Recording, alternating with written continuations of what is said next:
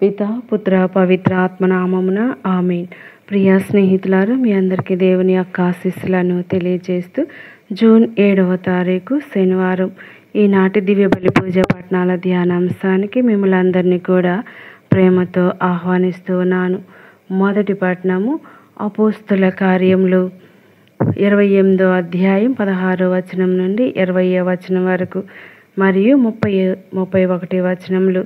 యోహాను సువార్త 21వ అధ్యాయము 20వ వచనం నుండి 25వ వచనం వరకు ఈనాటి సువార్త పఠనాన్ని భక్తి శ్రద్ధలతో చదువుకొని ధ్యానించుదాం.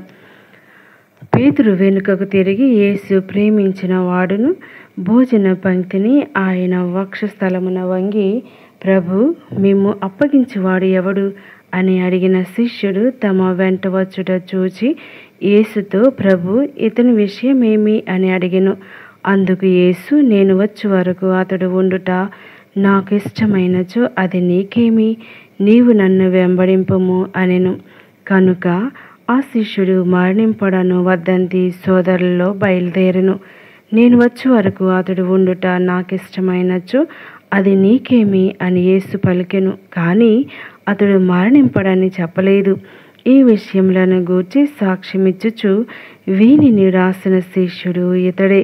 ఇతని సాక్ష్యము సత్యమైనదని మనము ఎరుగుదము. యేసు చేసిన పనులు ఇంకను ఎన్నో కలవు. వానిలో ప్రతి దానిని వివరించి వ్రాసినచో ఇట్టి గ్రంథములకు ఈ ప్రపంచమే చాలదని నాకు తోచుచున్నది. ఇది ప్రభు వాక్కు. సర్వేశ్వరునికి వందనములు. ధ్యానాంశం: మనము ఎంతో వేగవంతంగా అభివృద్ధి చెందుచున్న సాంకేతిక యుగంలో జీవిస్తూ ఉండగా మన భద్రత కొరకు చేయుచున్న ప్రయత్నములు కోకొలలు. మనం పాల్గొను వేడుకలను, వాని అనుభూతులను, అనుభవములను ఫోటోలు, వీడియోల రూపంలో భద్రపరచుటకు పలు విధములగు వనరులను ఉపయోగించుకొంచున్నాము. ఎందుకు ఇటువంటి ప్రయత్నములను నిర్విరామంగా చేయుచున్నాము? మనము నివసిస్తున్న సమాజం యొక్క తీరు మనలను ఆ విధంగా ఆలోచింపచేస్తూ మన గుర్తింపును కేవలం మనకు గల వస్తువుల రూపంలో మాత్రమే కలదని నూరిపోస్తూ ఉన్నాం. నేటి సువిశేషమందు యేసు చేసిన కార్యములన్నిటిలో పలికిన మాటలను ఈ ప్రపంచంలోని పుస్తకములందు లిఖింపజాలమని తెలుసుకుంటూ ఉన్నాం.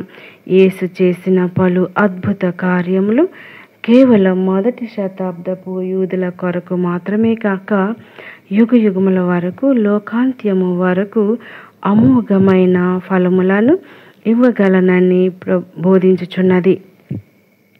అపోస్తుల కాలం తరువాత విశ్వాసులు అనుభవించిన వేద హింసలు శ్రీ సభయందు వేద వ్యాపకమునకు గట్టి పునాదిని వేయుటలో దోహదపడినవని తెలుసుకోగలం.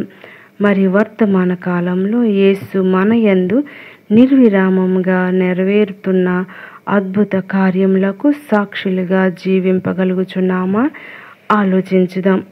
ప్రియ దేవుని బిడ్డలారా, మరి క్రీస్తు ప్రభువునకు యోహాను అత్యంత ప్రియమైన శిష్యునిగా సువార్తలు మనకు తెలియజేస్తూ ఉన్నాయి. యోహాను సువార్త క్రీస్తుని జీవితమును, క్రీస్తు బోధించిన సత్యములను, మనం వేదాంతపరమైన విషయములన్నిటినో చాలా లోతుగా తెలియజేస్తుంది. క్రీస్తుని అంతరంగాన్ని తెలిసిన వ్యక్తిగా క్రీస్తుని వ్యక్తిత్వాన్ని ఎన్నో సారూప్యాల ద్వారా వివరిస్తాడు.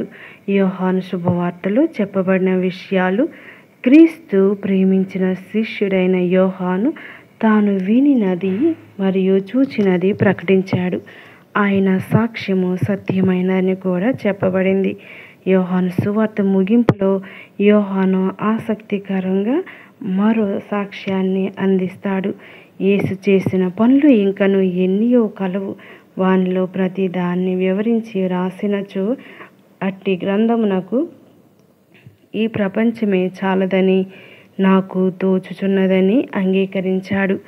దీనిని బట్టి మనం గ్రహించవలసిన సత్యమేమనగా, క్రీస్తు ఒక చారిత్రాత్మకమైన వ్యక్తిగా ఈ లోకంలో జన్మించి జీవించడమే కాకుండా ఆయన నిజ దేవుని కుమారునిగా, జీవవాక్కుగా, జీవజలముగా, జీవాహారముగా మరియు మంచి కాపరిగా ఈ లోకంలో ఎన్నో మహత్తర కార్యములను నెరవేర్చి తన ప్రజలకు ముక్తి మార్గాన్ని చూపించినట్లుగా విశ్వసించాలి. ఈ ఉద్దేశం కోసమే సువార్థికులు రచించి సువార్తలను మనకు మనసారా స్వీకరించి ఆచరించాలని ప్రబోధిస్తూ ఉన్నారు. ప్రియ దేవుని బిడ్డలారా, మరి ఈనాడు గొప్ప సందేశం ఏమిటి అనగా, యేసు ప్రభు ప్రేమించినటువంటి శిష్యుడు యోహాను గారు. మరి ఆయన కడపటి అపోస్తులుడిగా మనం చూడవచ్చు.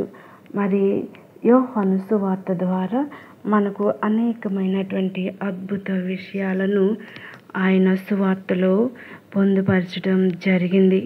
అయితే ఆ విషయాలన్నిటిలో కూడా ప్రభు ఎడల ప్రేమను వ్యక్తం చేస్తూ ఉన్నాయి. ప్రభువుని ప్రేమించాలని, ప్రభు ప్రేమ కోసం జీవించాలని ఈ యొక్క సువార్త పఠనం మనల్ని బోధిస్తూ ఉంది. నిజమైన దేవుని, తెలిసిన దేవుణ్ణి, కళ్ళారా చూచిన దేవుణ్ణి, చేతులారా తాకిన దేవుణ్ణి వ్యక్తపరుస్తూ ఉన్నాడు.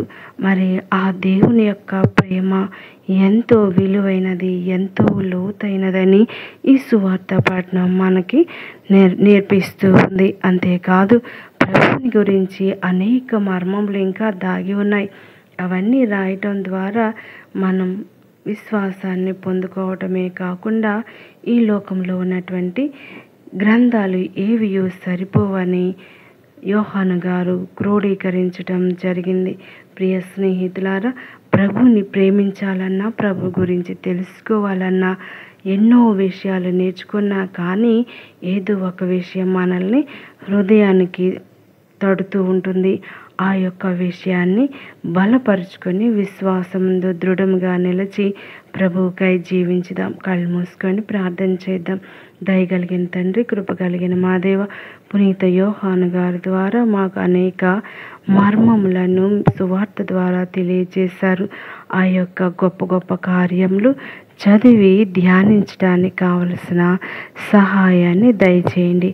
ఎల్లవేళ మాకు తోడుగా నీడగా ఉండమని, మీ అందు విశ్వాసం ఉంచి జీవించే బిడ్డలుగా తీర్చమని, మా యొక్క అవసరాల్లో తోడుగా ఉండమని, విద్యార్థులను దీవించమని, మరి ఉద్యోగాల కోసం వెతుకుతున్న వారికి మంచి ఉద్యోగాన్ని దయచేయమని, నిరాశలో ఉన్న వారికి ఆశ్రయంగా ఉండమని ప్రభువా వేడుకుంటూ ఉన్నాం.